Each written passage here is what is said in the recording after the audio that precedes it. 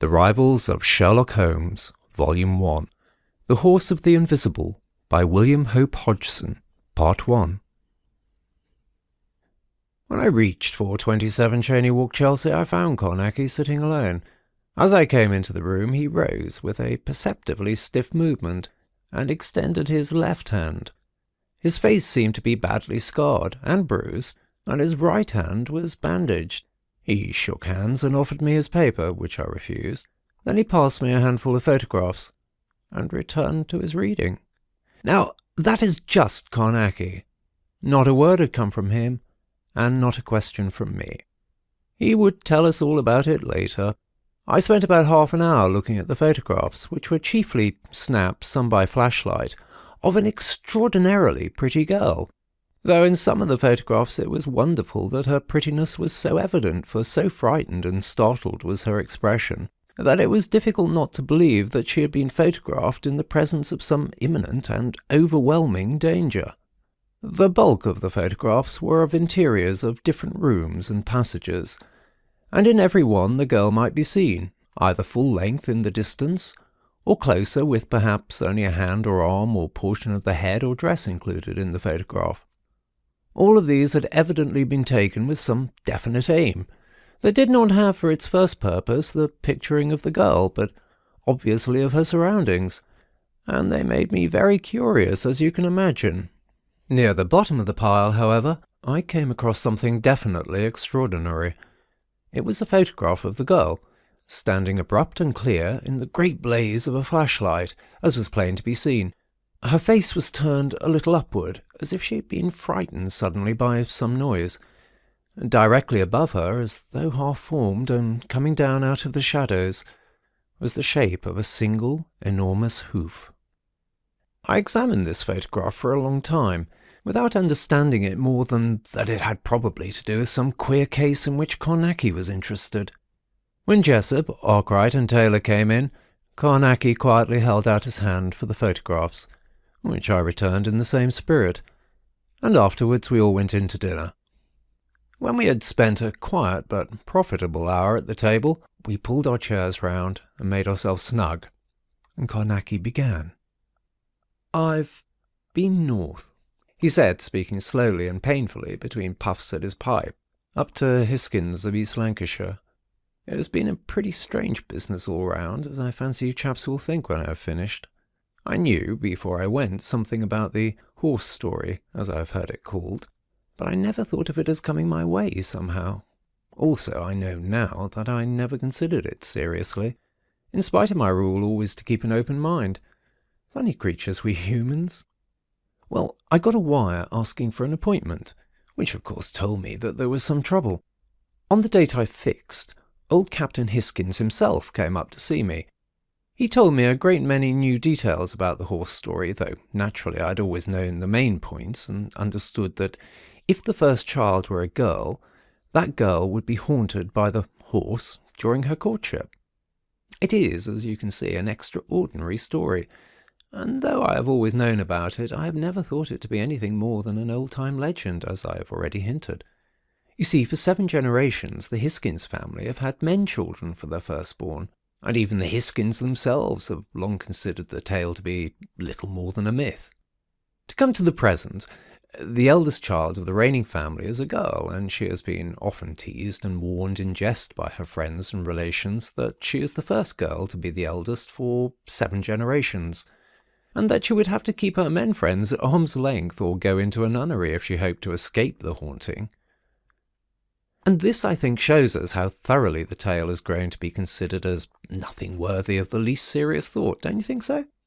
2 months ago, Miss Hiskins became engaged to Beaumont, a young naval officer, and on the evening of the very day of the engagement, before it was even formally announced, a most extraordinary thing happened, which resulted in Captain Hiskins making the appointment and my ultimately going down to their place to look into the thing.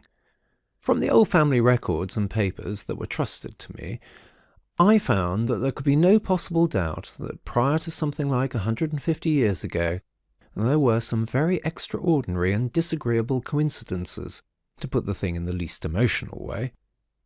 In the whole of the 2 centuries prior to that date, there were 5 firstborn girls out of a total of 7 generations of the family. Each of these girls grew up to maidenhood, and each became engaged. And each one died during the period of engagement. 2 by suicide, 1 by falling from a window, 1 from a broken heart, presumably heart failure owing to sudden shock through fright. The 5th girl was killed one evening in the park round the house. But just how, there seemed to be no exact knowledge, only that there was an impression that she had been kicked by a horse. She was dead when found.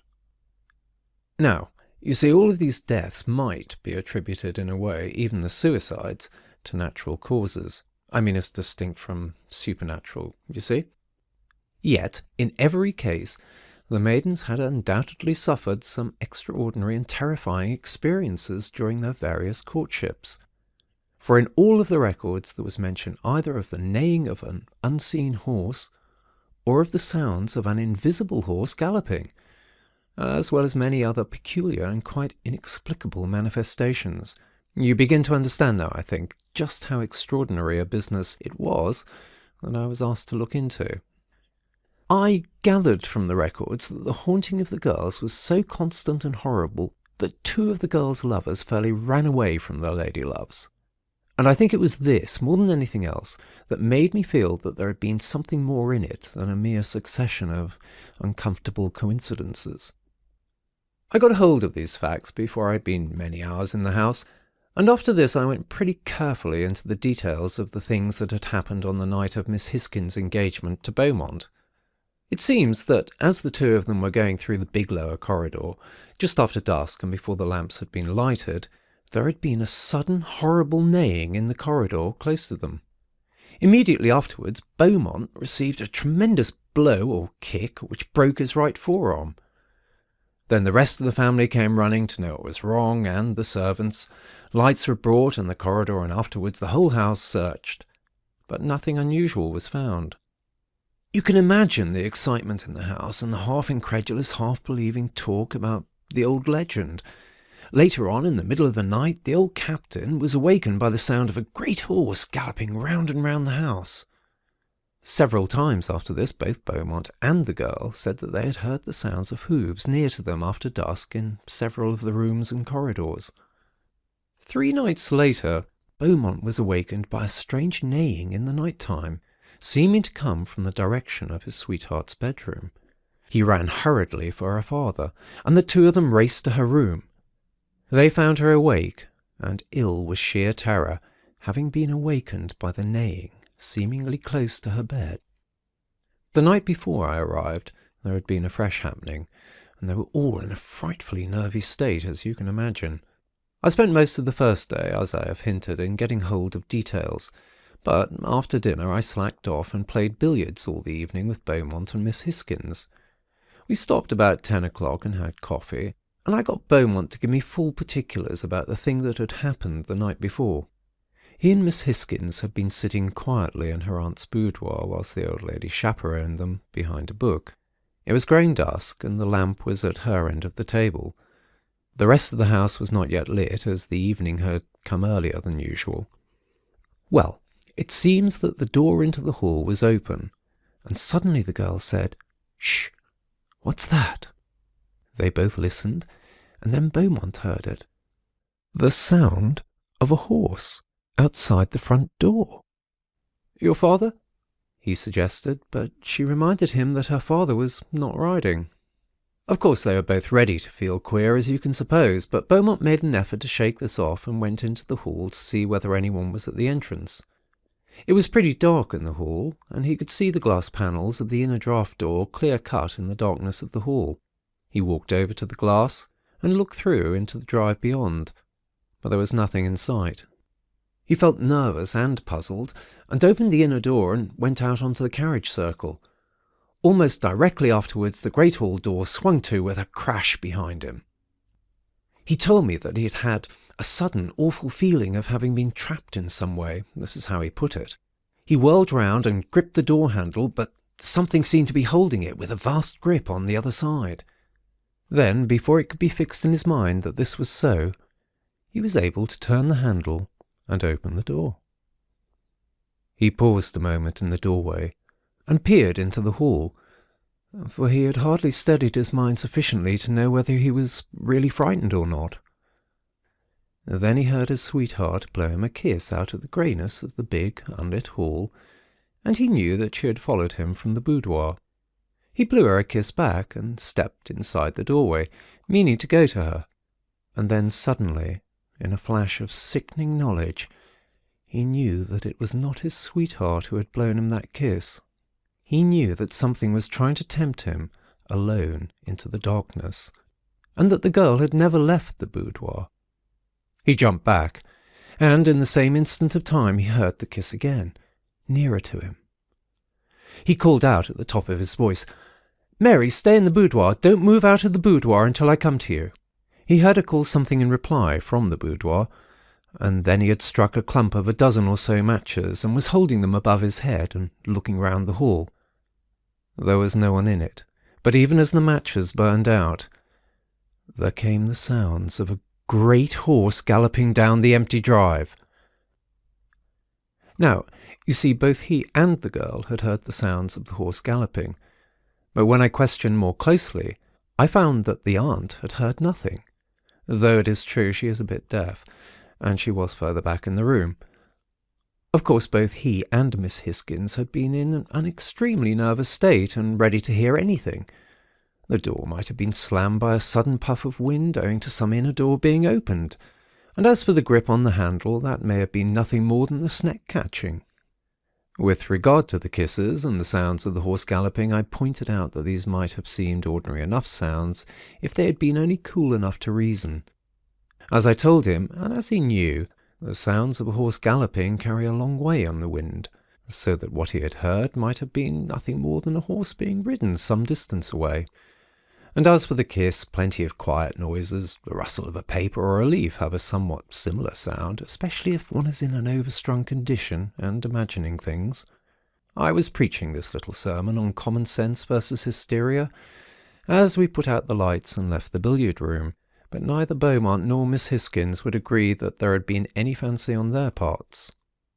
We had come out of the billiard room by this and were going along the passage, and I was still doing my best to make both of them see the ordinary commonplace possibilities of the happening, when what killed my pig, as the saying goes, was the sound of a hoof in the dark billiard room we had just left. I felt the creep come on me in a flash, up my spine and over the back of my head. Miss Hisgins whooped like a child with whooping cough, and ran up the passage giving little gasping screams. Beaumont, however, ripped round on his heels and jumped back a couple of yards. I gave back a bit too, as you can understand.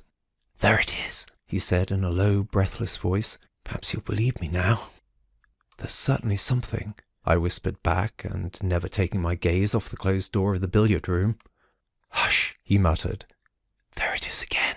There was a sound like a great horse pacing round and round the billiard room, with slow, deliberate steps. A horrible cold fright took me, so that it seemed impossible to take a full breath. You know the feeling. And then I know we must have walked backwards, for we found ourselves suddenly at the opening of the long passage. We stopped there and listened. The sounds went on steadily with a horrible sort of deliberateness, as if the brute were taking a sort of malicious gusto in walking about all over the room in which we had just been. Do you understand what I mean? Then there was a pause, and a long time of absolute quiet, except for an excited whispering from some of the people down in the big hall. The sound came plainly up the wide stairway. I fancy they were gathered round Miss Hisgins with some notion of protecting her. I should think Beaumont and I stood there at the end of the passage for about 5 minutes, listening for any noise in the billiard room. Then I realised what a horrible funk I was in, and I said to him, "I'm going to see what's in there." "So am I," he answered. He was pretty white, but he had heaps of pluck. I told him to wait a minute, and I made a dash into my bedroom and got my camera and flashlight. I slipped my revolver into my right-hand pocket and a knuckle-duster over my left fist where it was ready, and yet would not stop me from being able to work my flashlight. Then I ran back to Beaumont. He held out his right hand to show me that he had his pistol, and I nodded, but whispered to him not to be too quick to shoot, as there might be some silly practical joking at work after all. He had got a lamp from a bracket in the upper hall, which he was holding in the crook of his damaged arm so that we had a good light. Then we went down the passage, towards the billiard room, and you can imagine that we were a pretty nervous couple. All this time there had not been a sound, but abruptly, when we were within a couple of yards of the door, we heard the sudden clumping of a hoof on the solid parquet floor of the billiard room. In the instant afterward, it seemed to me that the whole place shook beneath the ponderous hoof-falls of some huge thing coming towards the door. Both Beaumont and I gave back a pace or two and then realized, and hung on to our courage, as you might say, and waited. The great tread came right up to the door, and then stopped, and there was an instant of absolute silence. Except that, so far as I was concerned, the pulse of my throat and temples almost deafened me. I dare say we waited quite half a minute, and then came the further restless clumping of a great hoof. Immediately afterward, the sound came right on, as if some invisible thing passed through the closed door and the passage, and I know that I spread myself stiff against the wall. The clunk-clunk, clunk-clunk of the great hoof-falls passed right between us, and slowly and with deadly deliberateness down the passage. I heard them through a haze of blood beats in my ears and temples, and my body extraordinarily rigid and pringling and breathless. I stood for a little time like this, my head turned so that I should see up the passage. I was conscious only that there was a hideous danger abroad. Do you understand? And then suddenly my pluck came back to me. I was aware that the noise of the hoof-beats sounded near the other end of the passage. I twisted quickly and got my camera to bear and snapped the flashlight. Immediately afterward, Beaumont let fly a storm of shots down the passage and began to run, shouting, "It's after Mary! Run, run!" He rushed down the passage and I after him, and we came out on the main landing and heard the sound of a hoof on the stairs. And after that, nothing. And from thence onwards, nothing. Down below us in the big hall, I could see a number of the household round Miss Hisgins, who seemed to have fainted, and there were several of the servants clumped together a little way off, staring up at the main landing, and no one saying a single word. And about some 20 steps up the stairs was old Captain Hisgins, with a drawn sword in his hand, where he had halted just below the last hoof sound. I think I never saw anything finer than that old man standing there between his daughter and that infernal thing. I dare say you can understand the queer feeling of horror I had at passing that place on the stairs where the sounds had ceased. It was as if the monster was still standing there, invisible. And the peculiar thing was that we never heard another sound of the hoof, either up or down the stairs. After they had taken Miss Hisgins to her room, I sent word that I should follow so soon as they were ready for me. And presently, when a message came to tell me that I could come any time, I asked her father to give me a hand with my instrument box, and between us we carried it into the girl's bedroom. I had the bed pulled well out into the middle of the room, after which I erected the electric pentangle round the bed.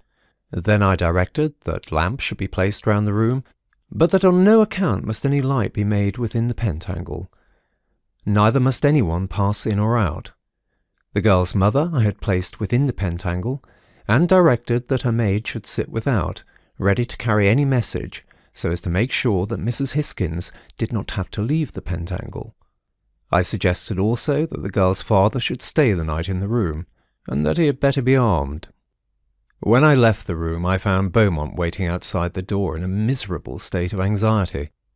I told him what I had done, and explained to him that Miss Hisgins was probably perfectly safe within the protection, but that in addition to her father remaining the night in the room, I intended to stand guard at the door.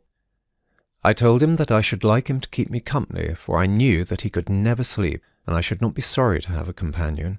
Also, I wanted to have him under my own observation, for there was no doubt but that he was actually in greater danger than the girl.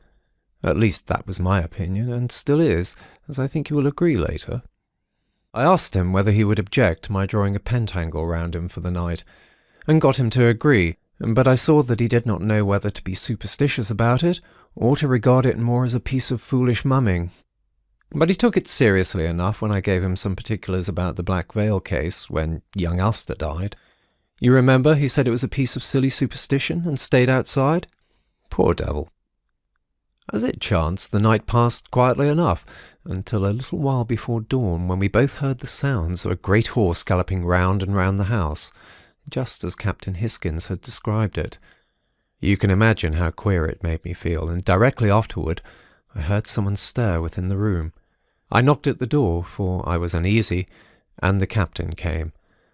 I asked whether everything was right, to which he replied yes, and immediately asked whether I had heard the sounds of the galloping, so that I knew he had heard them also. I suggested that it might be well to leave the bedroom door open a little until the dawn came in, as there was certainly something abroad. This was done, and he went back into the room to be near to his wife and daughter.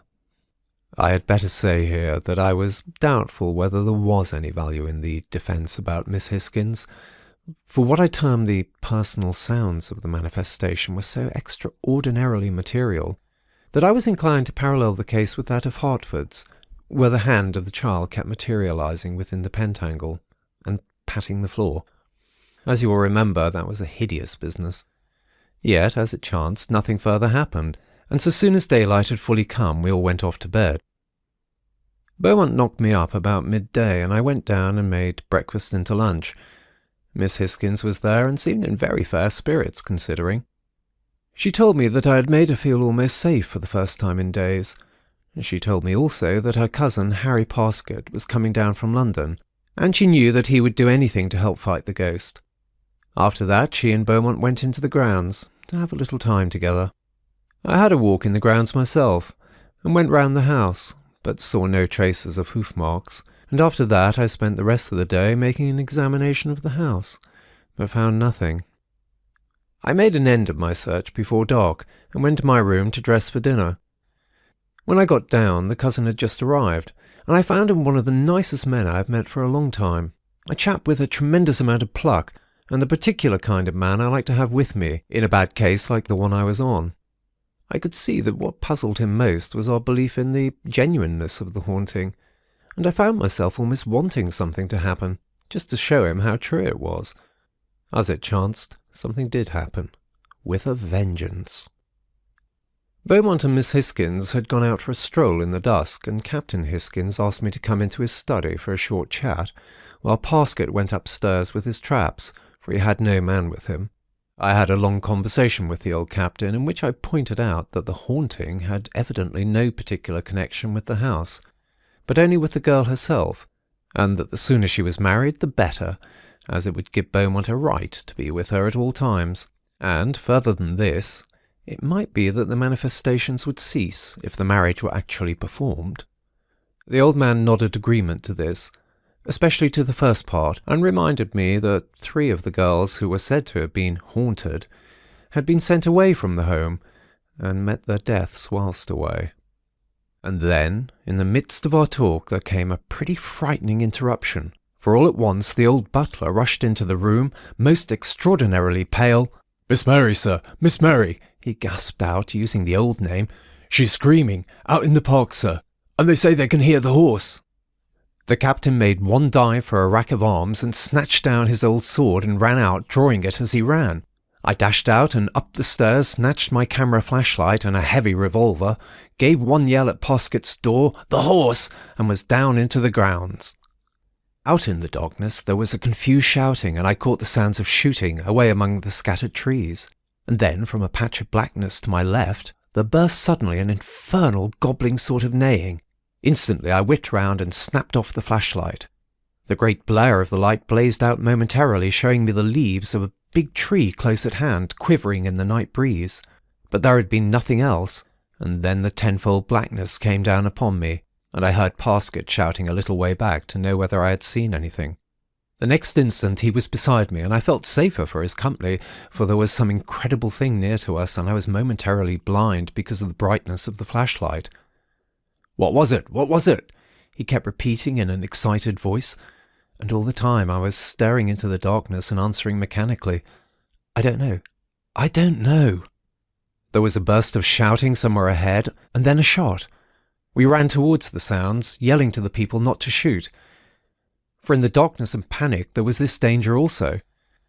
Then there came two of the gamekeepers racing hard up the drive with lanterns and their guns, and immediately afterwards a row of lights dancing towards us from the house carried by some of the manservants.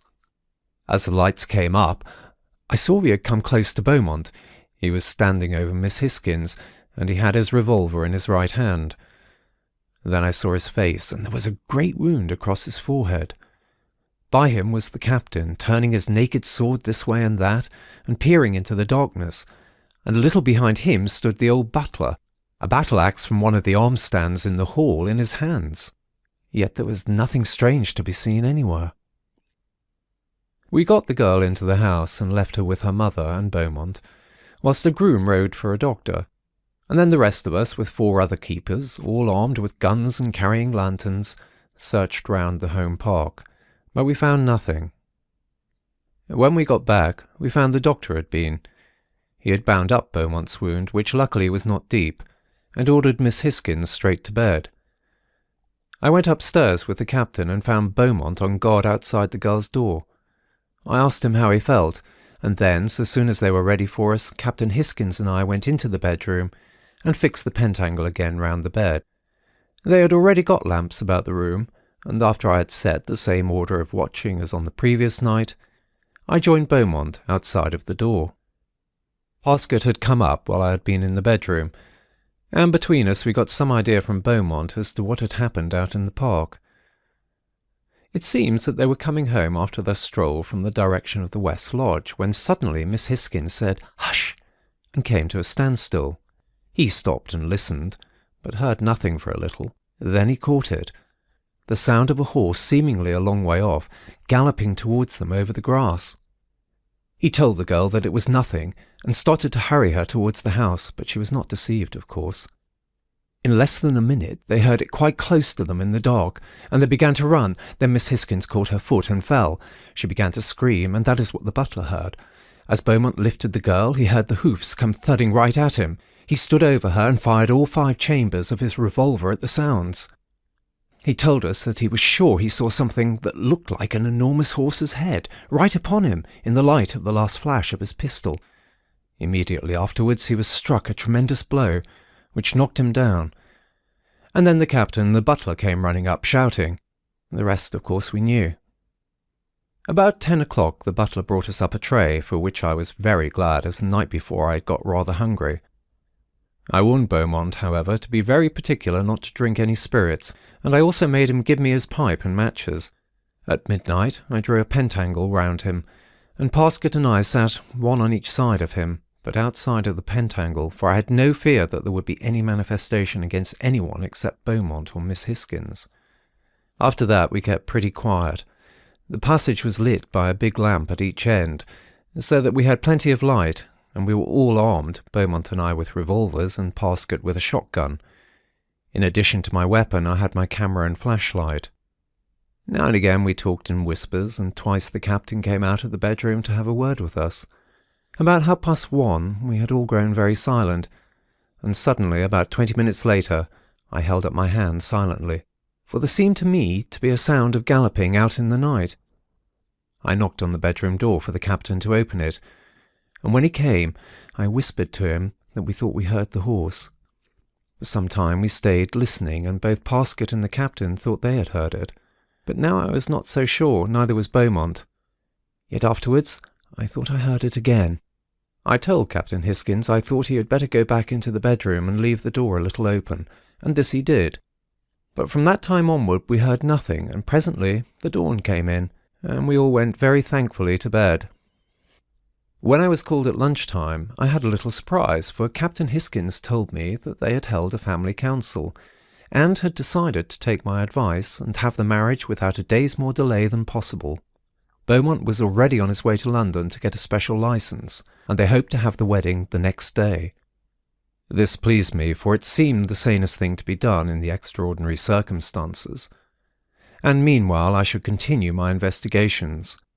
But until the marriage was accomplished, my chief thought was to keep Miss Hisgins near to me.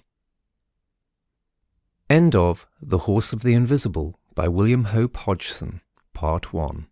Recording by David Lewis Richardson, Lancashire, England.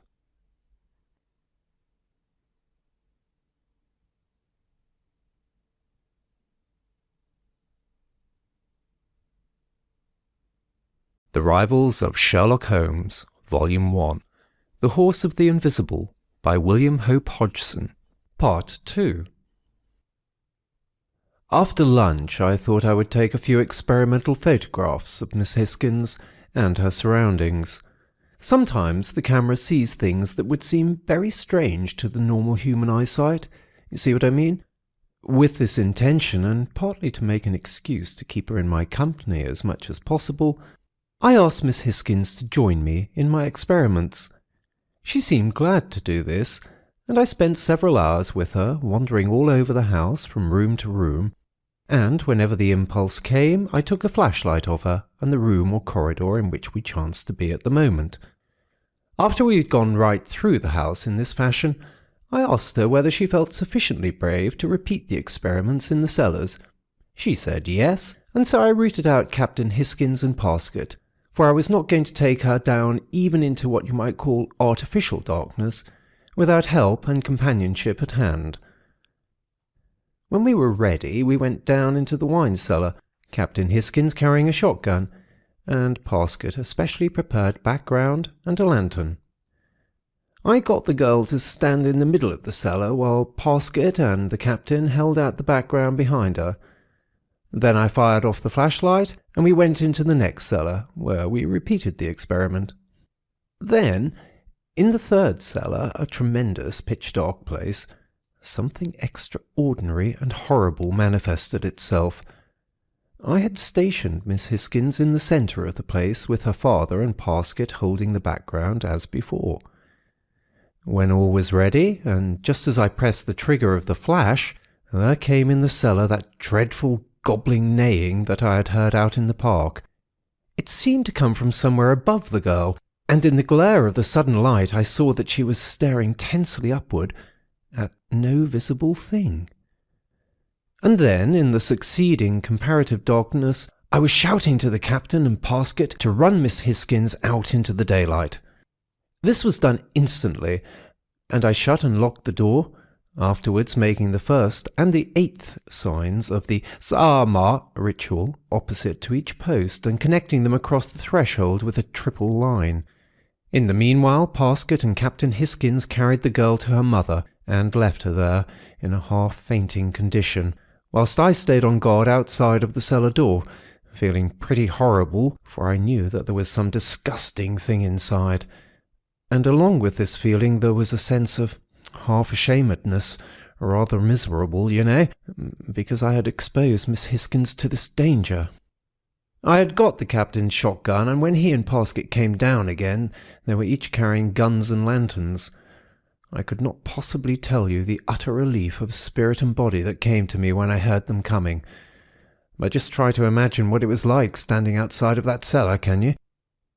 I remember noticing, just before I went to unlock the door, how white and ghastly Parsket looked, and the old captain was grey-looking, and I wondered whether my face was like theirs. And this, you know, had its own distinct effect on my nerves, for it seemed to bring the beastliness of the thing bashed down on me in a fresh way. I know it was only sheer willpower that carried me up to the door and made me turn the key. I paused one little moment, and then, with a nervy jerk, sent the door wide open and held my lantern over my head. Parsket and the captain came one on each side of me and held up their lanterns. But the place was absolutely empty. Of course, I did not trust to a casual look of this kind, but spent several hours with the help of the 2 others in sounding every square foot of the floor, ceiling, and walls. Yet, in the end, I had to admit that the place was absolutely normal. And so, in the end, we came away none the wiser. But I sealed the door, and outside, opposite each doorpost, I made the first and last signs of the Sa'ama ritual, joining them, as before, with a triple line. Can you imagine what it was like searching that cellar? When we got upstairs, I inquired very anxiously how Miss Hisgins was, and the girl came out herself to tell me that she was all right, and that I was not to trouble about her or blame myself, as I told her I had been doing. I felt happier then, and went off to dress for dinner. And after that was done with, Parsket and I went off to one of the bathrooms to develop the negatives that I had been taking. Yet none of the plates had anything to tell me, until we came to the one that was taken in the cellar. Parsket was developing, and I had taken a batch of the fixed plates out into the lamplight to examine them. I had just gone carefully through the lot when I heard a shout from Parsket, and when I ran to him he was looking at a partly developed negative, which he was holding up to the red lamp. It showed the girl plainly, looking upwards, as I had seen her. But the thing that astonished me was the shadow of an enormous hoof, right above her, as if it were coming down upon her out of the shadows. And I had run her bang into that danger, and that was the thought that was chief in my mind. As soon as the developing was complete, I fixed the plate and examined it carefully in a good light. There was no doubt about it at all. The thing above Miss Hisgins was an enormous shadowy hoof. Yet I was no nearer to coming to any definite knowledge, and the only thing I could do was to warn Parsket to say nothing about it to the girl, for it would only increase her fright. But I showed the thing to her father, for I considered it right that he should know.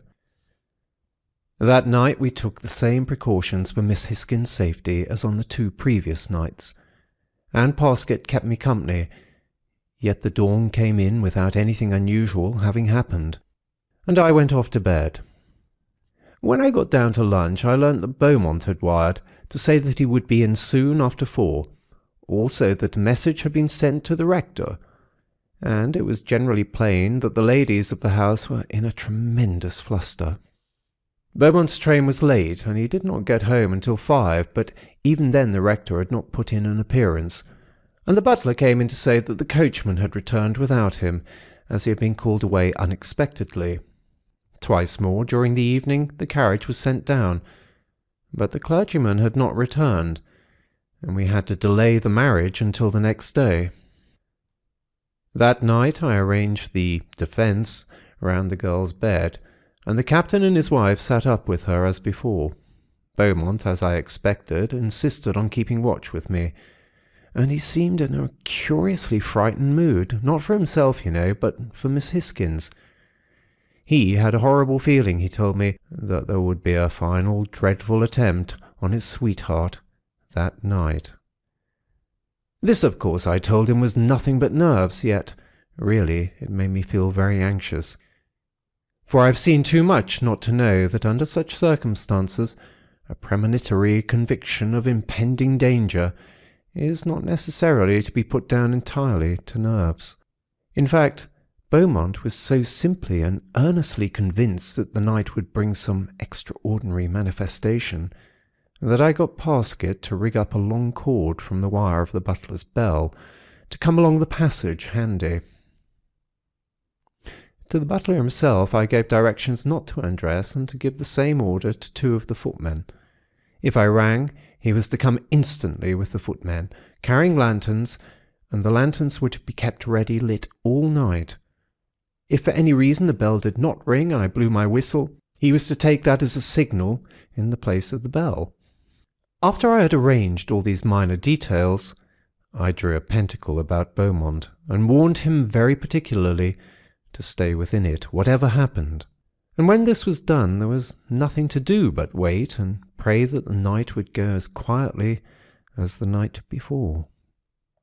We scarcely talked at all, and by about 1 a.m.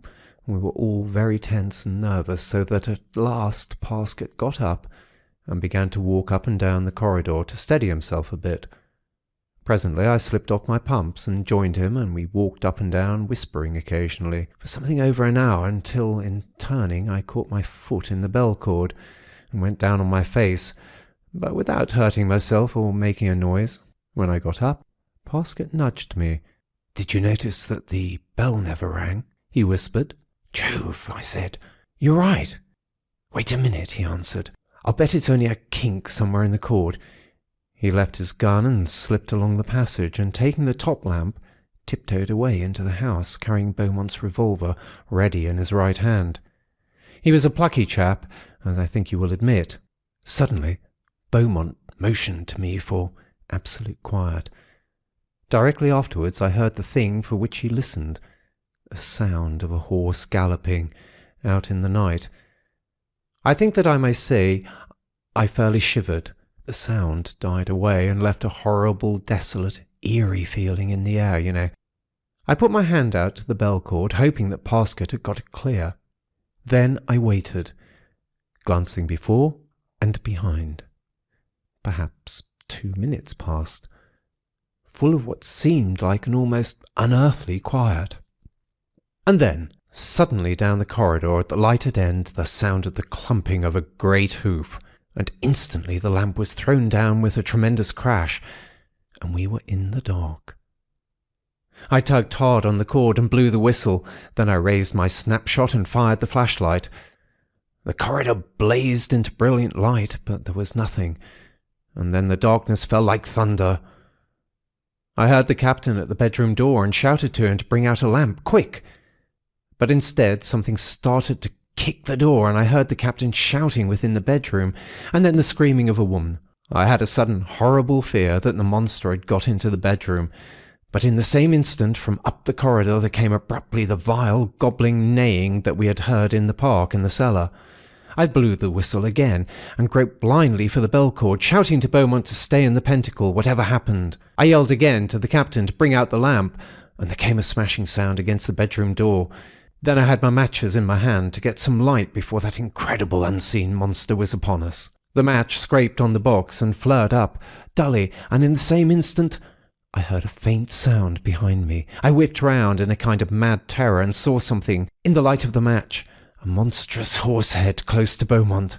"Look out, Beaumont!" I shouted in a sort of scream. "It's behind you!" The match went out abruptly, and instantly there came the huge bang of Parsket's double barrel, both barrels at once fired, evidently single-handed by Beaumont, close to my ear as it seemed. I caught a momentary glimpse of the great head in the flash, and of an enormous hoof amid the belch of fire and smoke, seeming to be descending upon Beaumont. In the same instant I fired 3 chambers of my revolver. There was the sound of a dull blow, and then that horrible gobbling neigh broke out close to me. I fired twice at the sound. Immediately afterwards something struck me, and I was knocked backwards. I got to my knees and shouted for help at the top of my voice. I heard the woman screaming behind the closed door of the bedroom, and was dully aware that the door was being smashed from the inside, and directly afterwards I knew that Beaumont was struggling with some hideous thing near to me. For an instant I held back, stupidly, paralysed with funk, and then, blindly and in a sort of rigid chill of gooseflesh, I went to help him, shouting his name. I can tell you I did not feel much of a hero. There came a little choking scream out of the darkness, and at that I jumped forward into the dark. I gripped a vast furry ear, then something struck me, another great blow, knocking me sick. I hit back, weak and blind, and gripped with the other hand at the incredible thing. Abruptly I was dimly aware of a tremendous crash behind me and a great burst of light. There were other lights in the passage, and a noise of feet and shouting. My hand grips were torn from the thing they held. I shut my eyes stupidly and heard a loud yell above me, and then a heavy blow like a butcher chopping meat, and something fell upon me. I was helped to my knees by the captain and the butler. On the floor lay an enormous horse head, out of which protruded a man's trunk and legs. On the wrists were fixed great hoofs. It was the monster. The captain cut something with the sword that he held in his hand, and stooped and lifted off the mask, for that is what it was. I saw the face then of the man who had worn it. It was Parsket. He had a bad wound across the forehead where the captain's sword had hit through the mask. I looked bewilderedly from him to Beaumont, who was sitting up, leaning against the wall of the corridor. Then I stared at Parsket again. "By Jove!" I said at last, and then I was quiet, for I was so ashamed for the man. You can understand, can't you? And he was opening his eyes, and you know, I had grown so to like the man. And then, you know, just as Parsket was getting back his wits and looking from one to the other of us and beginning to remember, there happened a strange and incredible thing, for from the end of the corridor there sounded suddenly the clamping of a great hoof. I looked that way, and then instantly at Parsket, and saw a horrible fear in his face and eyes. He wrenched himself round weakly and stared in mad terror up the corridor to where the sound had been, and the rest of us stared, all in a frozen group. I remember hearing vaguely half sobs and whispers from Miss Hiskin's bedroom, all the while that I stared frightenedly up the corridor. The silence lasted several seconds, and then, abruptly, there came again the clumping of the great hoof, away up at the end of the corridor, and immediately afterward the clunk, clunk, clunk, clunk of mighty hooves coming down the passage towards us. Even then, most of us thought it was some mechanism of Parsket still at work, and we were in the queerest mixture of fright and doubt. I think everyone looked at Parsket, and suddenly the captain shouted out, "Stop this damn fooling at once! Haven't you done enough?" For my part, I was frightened, for I had a sense that there was something horrible and wrong. And then Parsket managed to gasp out, "It's not me! My God, it's not me! My God, it's not me!" And then, it seemed to come home to everyone in an instant that there was really some dreadful thing coming down the passage. There was a mad rush up the passage, and even old Captain Hiskins gave back with the butler and the footman. Beaumont fainted outright, as I found afterwards, for he had been badly mauled. I just flattened back against the wall, kneeling, as I was, too stupid and dazed even to run, and almost in the same instant the pondering hoof-falls sounded close to me, and seeming to shake the solid floor as they passed. Abruptly the great sound ceased, and I knew in a sort of sick fashion that the thing had halted opposite to the open door of the girl's bedroom. And then, I was aware that Parsket was standing, rocking in the doorway, with his arms spread across so as to fill the doorway with his body. Parsket showed extraordinarily pale, and the blood was running down his face from the wound in his forehead. And then I noticed that he seemed to be looking at something in the passage with a peculiar, desperate, fixed gaze. But there was really nothing to be seen, and suddenly the clunk-clunk, clunk-clunk recommenced, and passed onward down the passage, and in the same moment Parsket pitched forward out of the doorway onto his face. There were shouts from the huddle of men down the passage, and the two footmen and the butler simply ran, carrying the lanterns. But the captain went against the side wall with his back and put the lamp he was carrying over his head. The dull tread of the horse went past him, and left him unharmed, and I heard the monstrous hoof-falls going away and away through the quiet house. And after that, a dead silence. Then the captain moved and came towards us, very slowly and shaky, with an extraordinarily grey face. I crept towards Parsket, and the captain came to help me. We turned him over, and I knew in a moment that he was dead. But you can imagine what a feeling it sent through me. I looked at the captain, and suddenly he said, That. And I know he was trying to tell me that Parsket had stood between his daughter and whatever it was that had gone down the passage. I stood up and steadied him, though I was not very steady myself. And suddenly his face began to work, and he went down on his knees by Parsket and cried like some shaken child. And then, I knew that the women were in the doorway of the bedroom, and I turned away and left him to them, whilst I went over to Beaumont. That is practically the whole story, and the only thing that is left to me is to try to explain some of the puzzling parts here and there. Perhaps you have seen that Parsket was in love with Miss Hiskins, and this fact is the key to a good deal that was extraordinary. He was doubtless responsible for some portions of the haunting. In fact, I think for nearly everything. But I can prove nothing, and what I have to tell you is chiefly the result of deduction. In the first place, it is obvious that Parsket's intention was to frighten Beaumont away. And when he found that he could not do this, I think he grew so desperate that he really intended to kill him. I hate to say this, but the facts force me to think so. It is quite certain that Parsket was the person who broke Beaumont's arm. He knew all the details of the so-called horse legend and got the idea to work upon the old story for his own end. He evidently had some method of slipping in and out of the house, probably through one of the many French windows. Or possibly he had a key to one or two of the garden doors, and when he was supposed to be away he was really coming down on the quiet and hiding somewhere in the neighbourhood. The incident of the kiss in the dark hall I put down to sheer nervous imaginings on the part of Beaumont and Miss Hisgins. Yet I must say that the sound of the horse outside of the front door is a little difficult to explain away. But I am still inclined to keep to my first idea on this point, that there was nothing really unnatural about it. The hoof sounds in the billiard-room and down the passage were done by Parsket, from the floor below, by pumping against the panelled ceiling with a block of wood tied to one of the window hooks. I proved this by an examination which showed the dints in the woodwork. The sounds of the horse galloping round the house was also done by Parsket, who must have had a horse tied up in the plantation nearby, unless indeed he made the sounds himself. But I do not see how he could have gone fast enough to produce the illusion, you see. The gobbling neighing in the park was a ventriloquial achievement on the part of Parsket, and the attack out there on Beaumont was also by him, so that when I thought he was in the bedroom, he must have been outside all the time, and joined me after I ran out of the front door. This is probable.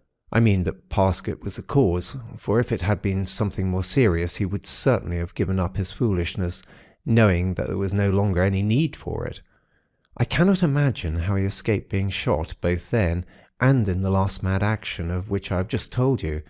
He was enormously without fear of any kind for himself, as you can see. The time when Parsket was with us, when we thought we heard the horse galloping round the house, we must have been deceived. No one was very sure, except of course Parsket, who would naturally encourage the belief. The neighing in the cellar is where I consider there came the first suspicion into Parsket's mind that there was something more at work than his sham haunting. The neighing was done by him in the same way that he did it in the park. When I remember how ghastly he looked, I feel sure that the sounds must have had some infernal quality added to them which frightened the man himself. Yet later he would persuade himself that he had been getting fanciful. Of course, I must not forget that the effect upon Miss Hisgins must have made him feel pretty miserable. Then, about the clergyman being called away, we found afterwards that it was a bogus errand, or rather call, and it is obvious that Parsket was at the bottom of this, so as to get a few more hours in which to achieve his end. And what that was, a very little imagination will show you. For he had found that Beaumont would not be frightened away. See what I mean? Then there is no doubt at all that Parsket left the cord to the butler's bell in a tangle, or hitched somewhere, so as to give him an excuse to slip away naturally to clear it. This also gave him the opportunity to remove one of the passage lamps. Then he had only to smash the other, and the passage was in utter darkness for him to make the attempt on Beaumont. In the same way it was he who locked the door of the bedroom and took the key. It was in his pocket. This prevented the captain from bringing a light and coming to the rescue. But Captain Hisgins broke down the door with the heavy fender curb, and it was his smashing the door that it sounded so confusing and frightening in the darkness of the passage. The photograph of the monstrous hoof above Miss Hisgins in the cellar is one of the things that I am less sure about.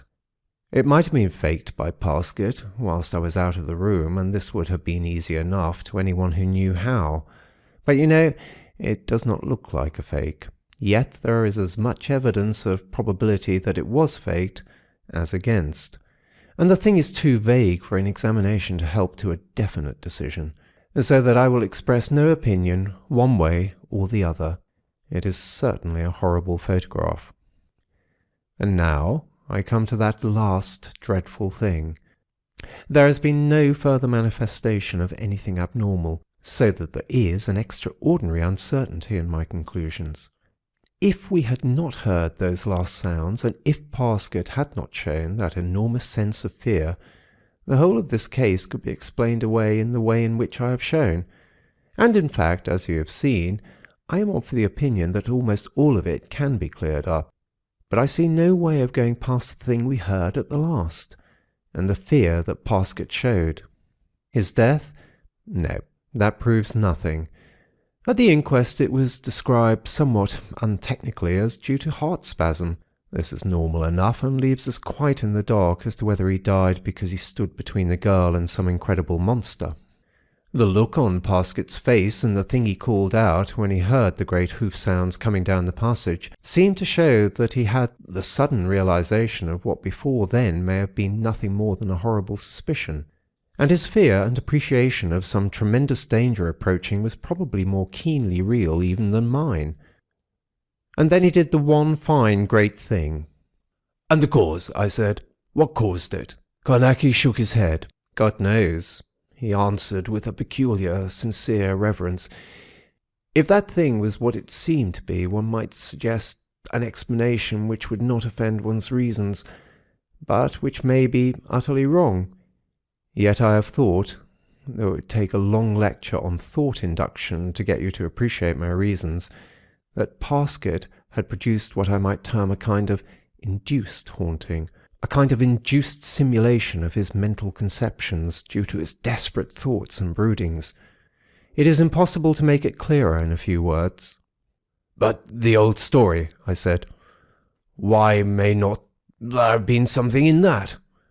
"There may have been something in it," said Carnacki quietly, "but I do not think it had anything to do with this. I have not clearly thought out my reasons yet, but later I may be able to tell you why I think so." "And the marriage in the cellar, was there anything found there?" asked Taylor. "Yes, the marriage was performed that day in spite of the tragedy," Carnacki told us. "It was the wisest thing to do, considering the things that I cannot explain. Yes, I had the floor of that big cellar up, for I had a feeling I might find something there to give me some light, but there was nothing. You know, the whole thing is tremendous and extraordinary. I shall never forget the look on Parsket's face. And afterwards, the disgusting sounds of those great hoofs going away through the quiet house." Carnacki stood up. "Out you go," he said in a friendly fashion, using the recognized formula. And we went presently out into the quiet of the embankment, and so to our homes. End of The Horse of the Invisible by William Hope Hodgson. Part 2. Recording by David Lewis Richardson, Lancashire, England.